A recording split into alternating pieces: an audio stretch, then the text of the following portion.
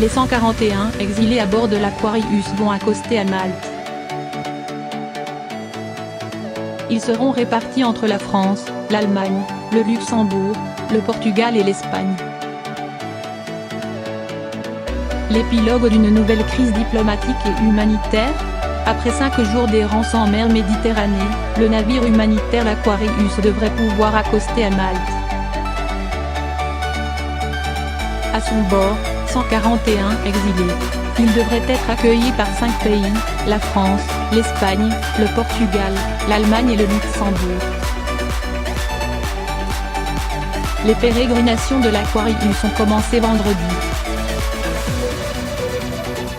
Ce jour-là, le navire affrété par les ONG Médecins sans frontières et SOS Méditerranée a secouru 141 personnes au large de la Libye, originaires du Soudan et d'Érythrée pour la plupart.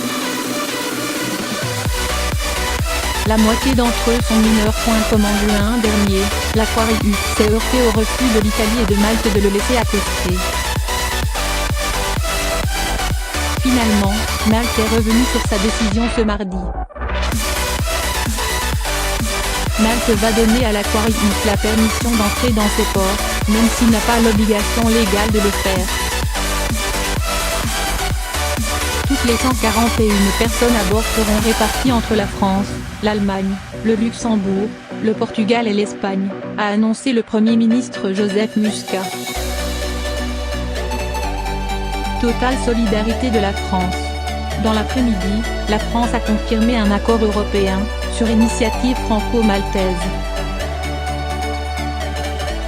Dans le détail, 60 migrants sur les 141 secourus par l'Aquarius et 114 par un autre navire arrivé lundi soir seront pris en charge dans l'Hexagone, a précisé l'Élysée.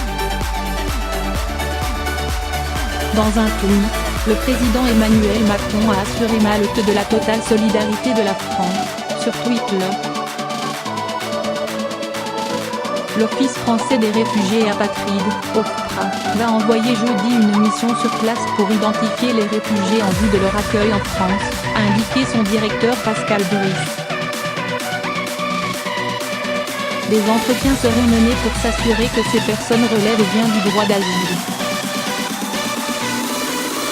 Les personnes rapatriées en France devraient ensuite obtenir rapidement le statut de réfugié. Jusqu'alors, la ville de Sète et la Corse s'étaient proposées pour accueillir le navire, mais les autorités françaises s'étaient montrées évasives, arguant que les ports français étaient situés trop loin de l'Aquarius. Un système d'accueil pérenne en préparation. De leur côté, le Portugal et l'Espagne avaient officialisé le raid avant même l'annonce maltaise.